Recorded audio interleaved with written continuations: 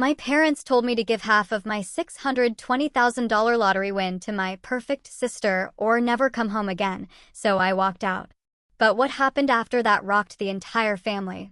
You know that feeling when your entire future flashes before your eyes, bright and shimmering, only to be instantly overshadowed by a hurricane of family drama? That's exactly what happened to me the moment my sister, Catalina, battered down my apartment door. One minute, I was staring at a screen at $620,000, a number that still didn't feel real after 3 weeks, patiently waiting for Mr. Rosenberg to finalize my financial plan. The next, my world was crashing down around me. Just a second. I called out, trying to sound calm, but the pounding just got louder, more frantic. Mr. Rosenberg's patient smile on my laptop screen felt miles away. Ms. Alvarez? Should we proceed? He asked, his silver-rimmed glasses catching the light. Sorry, I mumbled. Someone's at my door. Can you give me 5 minutes? But there was no stopping it. The door rattled, the pounding growing more insistent. I swear, it sounded like someone was trying to break it down. Irritation pricked at me. This Zoom call had taken weeks to schedule, and the timing couldn't have been worse. I swung the door open, ready to snap, and there she was, Catalina. Mascara streaking down her face, her chest heaving like she'd run all 4 flights. Trinity, she gasped, her voice already breaking. Eric's business. It failed. Completely failed. Her fingers dug into my arm with desperate strength. He just told me. He owes $200,000 to investors. We're going to lose everything. Kat? I'm in the middle of a meeting, I said, trying to pull away. You don't understand, she wailed, her voice pitching higher, edging into full-blown hysteria. The investors are threatening to sue. We could lose the house, the cars, everything. Before I could stop her, she pushed past me, the scent of her expensive perfume filling my tiny, worn apartment. You have to help me, Eric goes. Then she froze. Mid-sentence. Her eyes, still red-rimmed, locked onto my laptop screen. There was Mr. Rosenberg, small in the corner, but dominating the display was my asset allocation pie chart. And the number. $620,000. I watched her face transform. The desperation drained away, replaced by something cold. Something calculating. Her eyes narrowed just slightly as they fixed on the title, Asset Allocation Plan. $620,000. My stomach nodded. I need to go, I said quickly to Mr. Rosenberg, slamming my laptop shut. But it was too late. Catalina's voice dropped to a whisper, you won the lottery? This wasn't how anyone was supposed to find out. Not yet. Not until everything was set up, protected, allocated properly. It just happened, I said, feeling cornered in my own apartment. 3 weeks ago. I was waiting to tell everyone until. You were going to hide this? Her voice rose with each word, the tears long gone, replaced by something harder, something ugly. Hide this while my family is falling apart? My God, Trinity, we're about to lose everything and you're sitting on a fortune. It's not that simple, Kat. I have plans for this money. I have debt. And I can't believe this. She snatched her purse from where she'd dropped it. My husband is having a breakdown and you're, what? Planning your retirement. That's not fair. The door slammed so hard my framed accounting certificate rattled on the wall. I stood frozen, staring at the closed door, my heart hammering in my chest. The quiet of my apartment felt suddenly suffocating. My mind flashed back. 14 years old, begging my parents for piano lessons. My mom's regretful smile, that's too expensive, Trinity. Then, 3 months later, watching the delivery men struggle with a gleaming upright piano. For Catalina's lessons, Mom had explained, not meeting my eyes. 2 years later, I saved every dollar from my diner job for 6 months to buy a rusted Toyota that sputtered down our street. That same month, Dad surprised Catalina with a brand new Honda for her 16th birthday. Your sister isn't a hard worker like you, Trinity, he'd explained. She needs the help. My phone rang, tearing me from the past. Catalina's name. I answered, my mouth dry. Kat, listen. Mom and Dad know everything. Her voice was distant, cold. They want to see you. I was going to tell everyone. I just needed time to. Tomorrow night, 7 o'clock. She hung up. I sank onto my couch, the phone still clutched in my hand. 3 weeks of careful planning, of dreaming about how this money could change my life. My student loans finally paid off. A small house with a yard. Professional certification. All of it threatened by a 20-second glimpse of my computer screen. But a small, hard part of me wasn't surprised. Of course, Catalina would find a way to make my windfall about her. Of course, my parents would take her side. Some patterns never change, even when you're almost 30. I picked up my laptop and dialed Mr. Rosenberg again. Miss Alvarez? Is everything all right? No, I said, my voice steadier than I expected. But let's finish setting up my accounts anyway. Something tells me I'm going to need every protection I can get. My phone pinged at 6 a.m. Catalina. Mom needs to talk to you. Call her. I didn't. Not yet. I needed coffee and time. What was I supposed to say? Sorry I won the lottery and didn't immediately offer to solve all your problems? By 9, my mother's name flashed on my screen. With a deep breath, I answered. Trinity, she said, her voice clipped, cold, judgmental, like I'd been caught stealing. Mom, I was going to tell everyone about the money. I just needed, how could you treat your sister that way? Her words sliced through mine. After everything this family has done for you. My coffee cup froze halfway to my lips. What? Mom? Catalina burst into my apartment during a work meeting. She saw something on my screen she wasn't supposed to see yet. Don't lie. The chill deepened. Catalina told us everything. That you humiliated her. That you flaunted your money while she was begging for help. The accusation hit me like a physical blow. I gripped the phone tighter. That's not what happened. Tomorrow night, 7 p.m. at Morton's Steakhouse. Your father and I need to talk to you about how you treated Catalina. You will be there. Not a request. A summons. Mom? 7 o'clock. Don't be late. She hung up. I stared at my phone, my hand trembling with a fury I rarely allowed myself to feel. Catalina hadn't just twisted the story, she'd completely inverted it. In her version, I was the villain who tormented her in her moment of need. Before I could think twice, I dialed Lauren. She's been my colleague for 3 years, and the closest thing I have to a real friend, the only person who's seen the twisted dynamic of my family up close. They're lying about me, I told her after explaining everything. My mom just called, and according to her, I humiliated Catalina. They want to meet tomorrow at Morton's. It's a trap, Trinity. Lauren's voice was firm. They're going to corner you. I know. The strange thing is, I did know. For the first time, I saw the pattern with perfect clarity. But they're lying about me. I have to go. I have to set the record straight. Lauren sighed. Okay. But remember, no is a complete sentence. You don't owe them an explanation. The next evening, I arrived at Morton's 10 minutes early. My heart hammered against my ribs as the host led me to a private room. I pushed open the heavy oak door. They were already seated, my mother, father, and Catalina, arranged on one side of the table like a tribunal. Their faces were masks of disapproval. No one stood to greet me. Sit down, my father, Miguel said, gesturing to the lone chair across from them. I slid into the seat, arranging my face into a neutral expression. The waiter appeared, but my father waved him away. We'll order later. I can't believe you would treat your sister this way, my father began the moment the door closed. I treated her? She stormed into my apartment. The words burst out before I could stop them. My mother's face tightened. Don't lie. Catalina told us everything. Eric's debt is $200,000. This is life or death for them. Catalina stared at the tablecloth, a single tear sliding down her cheek. The perfect victim. I wasn't going to hide the money forever, I said, fighting to keep my voice steady. I just needed time to set everything up properly. My father leaned forward, his eyes hard. We've discussed it.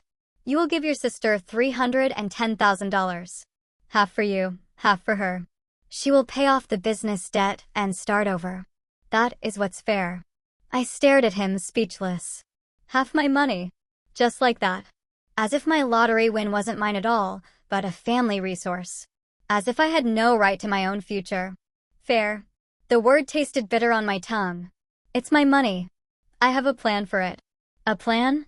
My mother scoffed. What plan could be more important than saving your sister's family? I opened my mouth to explain the student loans, the professional certification, the down payment on a modest house, but stopped. They didn't care about my plans. They never had.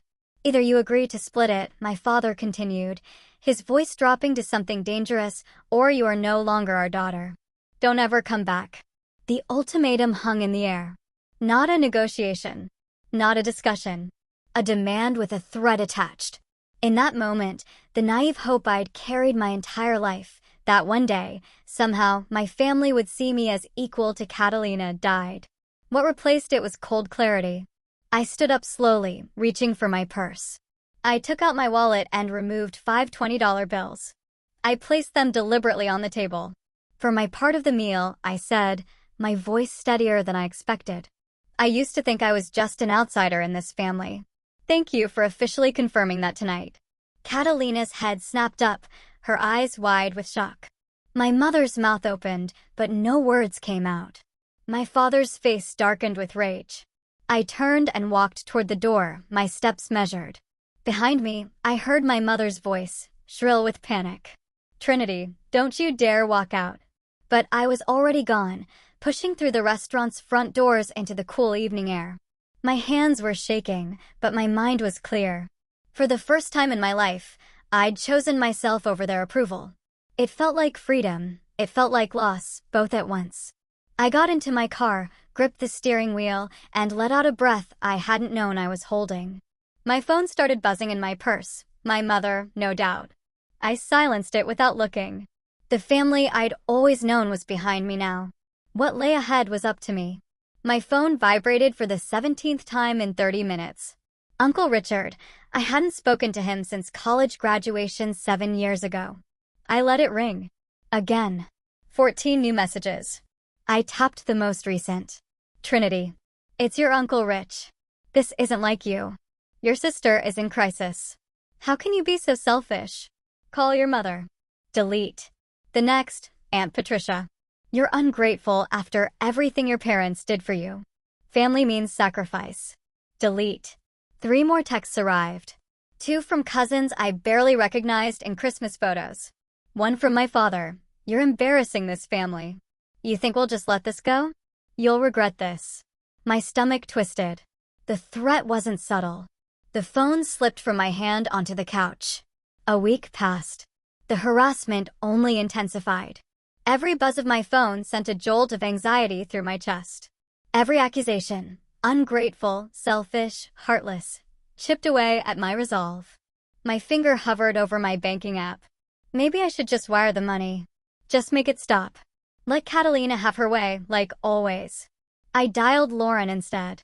They won't stop, I said, my voice breaking when she answered. It's everyone now. Aunts. Uncles. Cousins.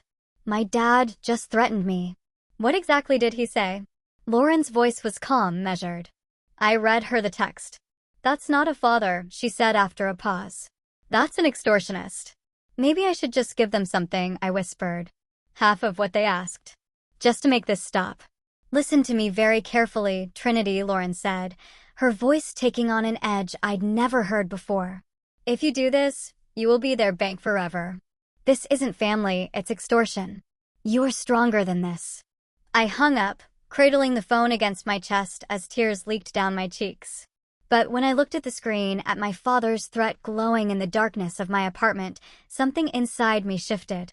The fear wasn't gone, but now there was something colder underneath it. I didn't feel scared anymore. I felt cold. I stood up, wiping my eyes with the back of my hand, and walked to my desk. I opened my laptop and created a new email address. Then, methodically, I blocked every number that had called or texted me in the past week. 17 in total. When I finished, the silence felt strange. Fragile. I called my landlord next. Miss Reynolds? This is Trinity Alvarez from 4B. I need to break my lease. I'll pay whatever fee is required. That's a 3-month penalty, Miss Alvarez. Are you sure? Yes. And can you tell me if there are any vacancies in your other buildings? Preferably something unlisted. A pause. We have a unit in our West Side complex. It just became available yesterday. Not listed yet. I'll take it. I hung up and looked around my apartment. For years of my life contained in these walls. For years of building my career, paying down student loans little by little, making this place feel like mine. I walked to the closet and pulled out a suitcase. Then I dragged the storage bins from under my bed. Methodically, I began to fold shirts, pants, sweaters. Each movement was precise, controlled. I was not running away. I was making a strategic retreat. For days later, I was taping up another box when the pounding started on my door. Not knocking. Pounding. Like someone was using the side of their fist, frantic and desperate. Trinity. Trinity. Catalina's voice, shrill and wild. I know you're in there. Open this door right now. I froze, a framed photo of Lauren and me at her birthday party still in my hand. I placed it carefully into the box, then turned toward the door. You're a coward. Catalina shouted, her voice cracking. You're destroying this family. How can you just hide in there while everything falls apart? I stood motionless in the center of my half-packed apartment. The girl who'd opened the door to her sister's crisis 3 weeks ago would have rushed to explain, to defend, to soothe. That girl was gone. Dad had to take money from their retirement. They're going to lose the house because of you. Catalina was screaming now, her voice raw. I taped another box shut. Trinity, please. Her voice dropped to a sob that seeped through the door. Please, I'm begging you. I pressed my palms against my ears, but I could still hear her crying. The sound tugged at something deep inside me, the little sister who always wanted to make things right, to keep the peace, to be the strong one. But I wasn't that person anymore. Catalina's sobs eventually faded into silence. When I finally checked the peephole, the hallway was empty. I turned back to my apartment, surveying the stacks of boxes, the bare walls, and in the quiet aftermath, I made a decision. I wasn't just moving. I was upgrading my entire life. The doorbell rang at 7, and I opened it to find Lauren holding a pizza box and a roll of packing tape. Reinforcements have arrived, she announced, brushing past me. She set the pizza on the counter and surveyed the boxes. You weren't kidding, you're really doing this. She walked to the kitchen table where I'd stacked my mail, rifling through the pile. She held up several envelopes with red final notice stamps. Good, she said, examining the disconnection notices for my utilities. You're scorching the earth. She looked at me, a proud smile on her face. I'm proud of you. We sat cross-legged on the floor, eating pizza straight from the box. Lauren gestured at my laptop, open to a spreadsheet. What's that? My original financial plan, I said. I'm executing it exactly as I intended. Lauren leaned over to examine the screen. 65% invested. 10% for debt and CPA fees. 20% for a house down payment. 5% emergency fund. Very Trinity. My family thinks I'm just hiding, I said, wiping my hands on a paper napkin. They don't understand. I'm building. Lauren raised an eyebrow. CPA fees? I nodded.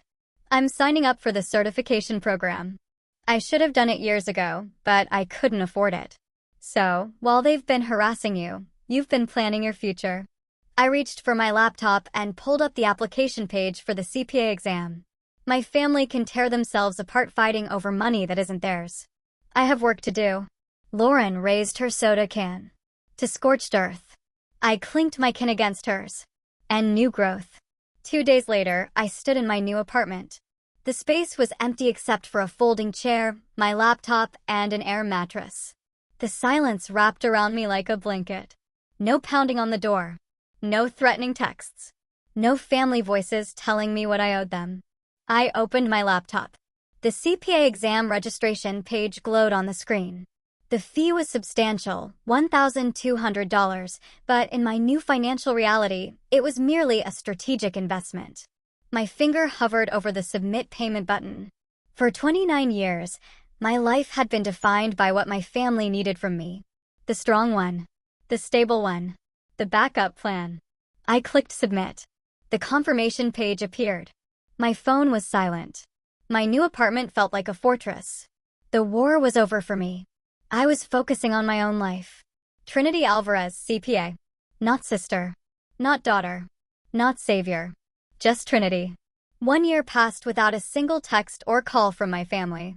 The silence stretched between us like an ocean. Vast, deep, and impossible to cross without intention.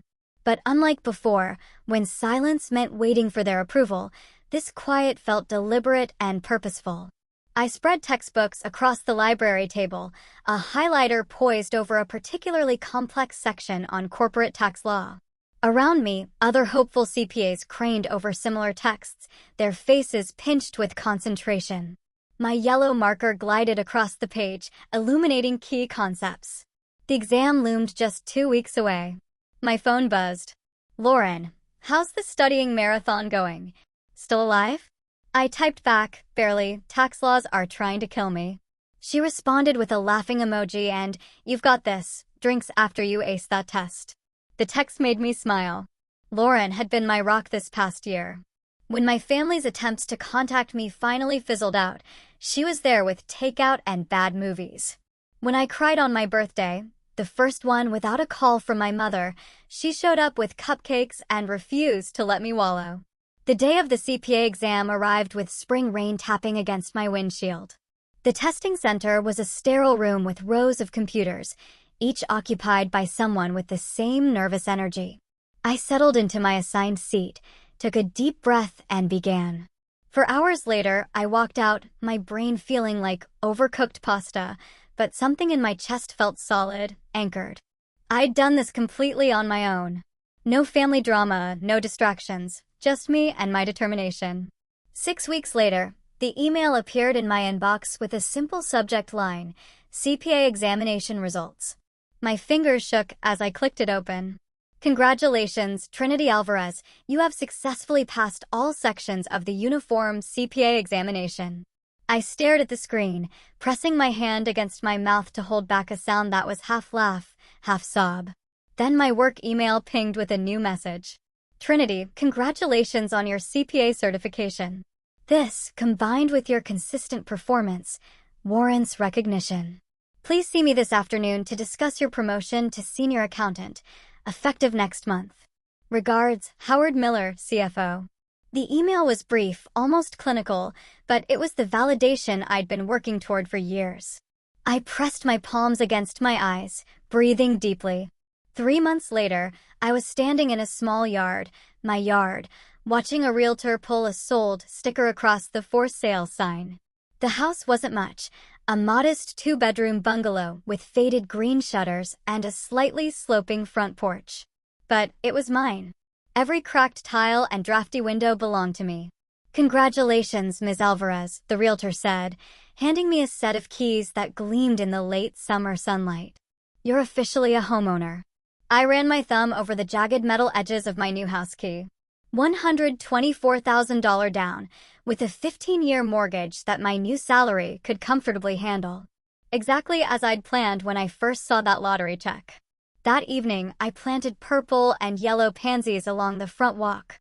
The soil felt cool between my fingers as I carefully positioned each seedling. When I was finished, I sat on my porch steps, a glass of wine beside me, and watched the sunset paint my little house in shades of gold. My phone rarely rings these days. No drama, no urgent crises requiring my attention or money. Just the occasional call from Lauren, my boss, or a client. The peace felt earned. What I didn't know, what I couldn't know, is that across town, my parents were signing documents of their own. Miguel and Teresa Alvarez sat at their dining room table, the one where we'd had Sunday dinners for decades, papers spread before them, waiting for signatures. A man in a suit explained terms, home equity line of credit, fixed interest rate, disbursement schedule. $200,000 is a significant portion of your home equity, he cautioned. "Are you certain this is necessary?" My father nodded solemnly. "Our daughter needs us. Her husband's business failed and they have nowhere else to turn." My mother's hand trembled slightly as she signed her name beside my father's. They believed they were rescuing Catalina, salvaging Eric's business reputation, preserving the family's good name. What they didn't know What they wouldn't learn until it was too late was that Eric's business never existed. 2 weeks later, Eric cashed the check from my parents, hands shaking with relief. He didn't use it to pay business investors. Instead, he made a phone call. "I've got the money," he told someone on the other end. "All of it. We're square now, right?" The voice that answered was cold, professional. "This covers the principal. There's still the matter of our interest rate." "What?" "No. You said $200,000 would clear it. That was before you missed 3 payments." Eric's face drained of color. "I don't have anything else. My in-laws mortgaged their house for this." A laugh crackled through the phone. "Not our problem, friend. You've got 30 days. The following month, my father opened his front door to find 2 men standing on his doorstep. They didn't look like businessmen. One had a tattoo creeping up his neck. The other had a scar bisecting his eyebrow. "Mr. Alvarez," the taller one asked, his voice deceptively pleasant. "We're associates of Eric's. May we come in?" They stepped inside without waiting for an answer. "There seems to be some confusion," the man with the scar said, examining a family photo on the wall. He picked it up, studied it. "Eric told you he needed money for his business, correct?" My father nodded slowly, confusion etching lines around his eyes. "That's funny," the tattooed man said, not laughing. "Because Eric doesn't have a business. Eric has a gambling problem, and he owes our employer another $150,000. The photo fell from my mother's hand when the scarred man, after he'd finished looking at it, held it out to her instead of putting it back. My mother, still in shock, was a beat too slow. The glass shattered on the wooden floor. "That's not possible," she whispered. "We gave him everything to pay off his business debt." "Not business," the taller man corrected. "Blackjack, mostly, some sports betting. He's been a good customer for years." My father sat heavily in his armchair. "Years. Oh yes, did your daughter not tell you? We're surprised she put up with it this long. Most wives notice when the mortgage doesn't get paid." Across town, Catalina was tearing through Eric's home office, pulling open drawers, rifling through files. She found them hidden behind the water heater. Bank statements showing withdrawals of thousands of dollars at casino ATMs. Credit card bills for cash advances. Loan applications with forged signatures. Her signature. Later that night, as I was watering my new pansies, Catalina sat at her kitchen table. Divorce papers spread before her. Her hands were steady as she signed each flagged section. Her children slept upstairs, unaware that their world was about to change forever. The next morning, Eric returned home to find the locks changed and a manila envelope taped to the front door. While I planned next spring's garden, my sister began planning her new life as a single mother. I've almost forgotten what it's like to wake up without dread. My morning routine now feels like mine alone, coffee brewing in a kitchen with pale green walls. Sunlight filters through curtains no one else's hands have touched. My CPA license hangs framed beside my accounting degree. The silence in my house belongs to me. The notification chimes as I'm reviewing quarterly projections. A new email. The little sound shouldn't make my stomach twist, but it does. From Teresa Alvarez 1963@email.com. I haven't seen that address in 14 months. My finger hovers over delete. I should trash it unread, maintain the wall I've built brick by careful brick. But something, that sliver of weakness I still haven't excised, makes me tap it open. The message is short, the digital equivalent of a whisper. Your father and I took out a helic to pay Eric's debts, believing we were saving his business. It wasn't enough. Loan sharks came to our house. We found out the truth, Trinity. It wasn't a business loss, it was gambling. We've lost all our savings. Catalina has filed for divorce from Eric. We are not asking for money. We just want to talk. I stare at the words until they blur. Loan sharks. Gambling. Not business debt.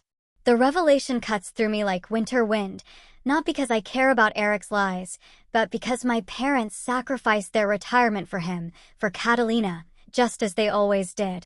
The room feels suddenly hollow. I push back from my desk and pace across the hardwood floors I picked out myself, past the framed certification that cost me countless nights of study. My phone vibrates. Lauren calling. I let it ring through, knowing she'll leave a message. She doesn't disappoint. Hey, I know today's the big review with Hannigan. Knock him dead, call me after, and we'll celebrate at McCormick's. Lauren doesn't know about the email. She's been my rock, but this decision is mine alone. I click reply.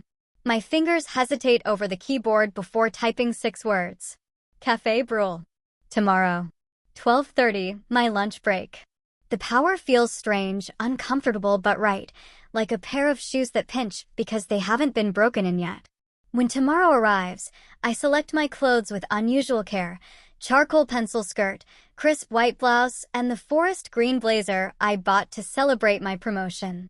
The woman in my mirror looks composed, professional, successful. She looks nothing like the accountant who trembled in a steakhouse booth 14 months ago. Café Brûle sits wedged between a bookstore and an artisan bakery. I arrive 10 minutes early, choosing a table near the window where sunlight spills across the polished wood. I order a simple black coffee and watch the door. They arrive together, my mother and father, scanning the cafe with uncertain eyes. They look smaller somehow. My father's shoulders slump beneath his faded button-down shirt. My mother clutches her purse against her chest like armor. I don't stand when they spot me. I don't wave. I simply watch as they thread between tables, their faces a mixture of relief and apprehension. Trinity, my father says, his voice rougher than I remember. Thank you for meeting us. They sit across from me, adjusting themselves in their chairs like they're preparing for a job interview. The waiter approaches. They both order water. How have you been? My mother asks, her eyes darting around my face, cataloging changes. Good, I reply, the word clean and simple. I passed my CPA exam. I was promoted to senior accountant 6 months ago. Congratulations, my father says, the word hanging awkward in the air. Silence stretches between us, taut as a wire. My father breaks first. We were wrong, he says, his hands curling into loose fists on the table. We believed. We wanted to believe. His voice cracks. We've lost everything. My mother's eyes fill. We didn't know. The bell above the cafe door chimes. Catalina enters, scanning the room before spotting us. She looks different, thinner, sharper somehow. Her designer clothes replaced by simple jeans and a button-up shirt. Her makeup minimal. Her hair pulled back. She slides into the 4th chair without greeting. Her eyes meet mine, level and clear. I was jealous, she says without preamble. You were always so strong, always knew what you wanted. She swallows hard. I thought I was trying to save my family from a business debt when I found out it was all a lie. That it was gambling. Her voice catches. I divorced him. She looks at our parents, then back to me. Something in her gaze has changed, hardened. I realized Mom and Dad enabling me is what ruined me. I'm a single mom now, she continues, her voice steadier. For the first time, I understand the burden you've always carried. I sip my coffee, letting her words settle. The strange thing is, I feel nothing. No triumph, no anger, no satisfaction. Just a profound, sad pity for these 3 people who look like they've been through a storm without shelter. They didn't just ask for $310,000. They stole $200,000 from their own future trying to get it. They destroyed themselves pursuing what they thought I owed them. I'm glad you're getting help, I say finally. I'm glad you're moving forward. I glance at my watch and stand. My lunch break is over. I have to get back to work. Their faces register a quiet shock, as if they'd expected me to offer something more: forgiveness, perhaps, or money. I take a $5 bill from my wallet and place it beside my empty cup. Just enough for my coffee. Take care of yourselves, I say, smoothing my blazer. I walk out into the sunlight, feeling the weight of their gazes on my back. I didn't do anything to them. I simply built my life while they dismantled theirs. My success and my boundaries allowed them to face the consequences of their own actions. That is revenge enough. As I walk back toward my office building, my phone buzzes with a text from Lauren. How did it go? I type back. It's over. I'll tell you tonight. For the first time in 14 months, I feel truly, completely free. 5 years blur past like roadside scenery. I'm standing in front of the mirror in the executive restroom, adjusting my blazer and reminding myself that I've earned this moment. The nameplate on my office door now reads, Trinity Alvarez, Accounting Manager. The diploma for my MBA sits in a simple frame on my desk, evidence of 3 years of night classes and weekends hunched over textbooks. My phone buzzes. A text from Catalina. Dropping kids at Mom's Saturday. Want to bring them by Sunday for lunch? They've been asking about Aunt Trinity. I smile, just slightly. The texts come more regularly now. They're polite, cautious, nothing like the desperate calls from 5 years ago. Catalina works full-time at Blooms and Baskets on Hawthorne, arranging flowers with the same fingers that once pounded on my apartment door. Sunday works? 12:30? I text back. The woman in the mirror looks nothing like the accountant who once huddled in a cramped apartment, watching numbers on a screen that didn't seem real. That woman hoped a windfall would change her life. She never realized how profoundly it would change everyone else's too. Later that evening, I log into my investment account. The portfolio has grown steadily, nothing flashy, just the patient accumulation that compound interest promises. But my attention drifts to a smaller account in the corner of the screen, Alvarez Children 529 Plan. Each month, $1,000 flows from my account into this one, split evenly between my niece and nephew. The doorbell rings. Through the peephole, I see Lauren on my porch, holding a bottle of wine and takeout bags. You're going to be late for your own celebration dinner, she says, pushing past me with the same confidence she showed when helping me pack boxes 5 years ago. I was reviewing something, I reply, closing the laptop. Let me guess, the kids' college fund? Lauren uncorks the wine, filling 2 glasses. You're obsessed with that account. Not obsessed, just committed. I take a sip. Dad called yesterday, asked about a loan again. Lauren's eyebrows shoot up. And? I said no, like always. I swirl the wine, watching it catch the light. But I reminded him about the grandkids' birthdays next month. My parents live in the same house, now weighed down by debt that will follow them into their graves. Our relationship exists in the neutral territory of occasional lunches and holiday gatherings. They've learned, slowly, painfully, that my boundaries aren't suggestions. Your interview comes out tomorrow, Lauren reminds me, unpacking containers of Thai food. The business journal piece. I nod, remembering the reporter's final question. You've had such a rapid rise in your career. What's your secret? The answer came easily. I didn't win the lottery to get rich.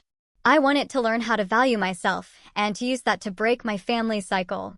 The reporter looked confused, so I explained about the college fund for Catalina's children, how I'm ensuring the next generation gets a fair start. How some patterns can be broken, not by force, but by careful redirection. Sunday arrives with sunshine streaming through my kitchen windows. I hear Catalina's car pull into the driveway, doors slamming as 2 excited kids race to my front door. Aunt Trinity. They barrel into me with the unrestrained enthusiasm only children possess. Behind them stands Catalina, no longer the golden child, just a tired single mother working 60-hour weeks. Our eyes meet over the children's heads. They saw your picture in that business journal, she says quietly. They've been bragging to everyone at school that their aunt is famous. Hardly famous, I reply, ushering them inside. You're successful, she counters. There's no bitterness in her voice now, just a simple acknowledgement of fact. You did it right. What she doesn't say, you were strong when I was weak. You stood firm when I collapsed. You protected your boundaries when I had none. Instead, she says, thanks for having us over. And I know that in her own way, she's trying to break cycles too.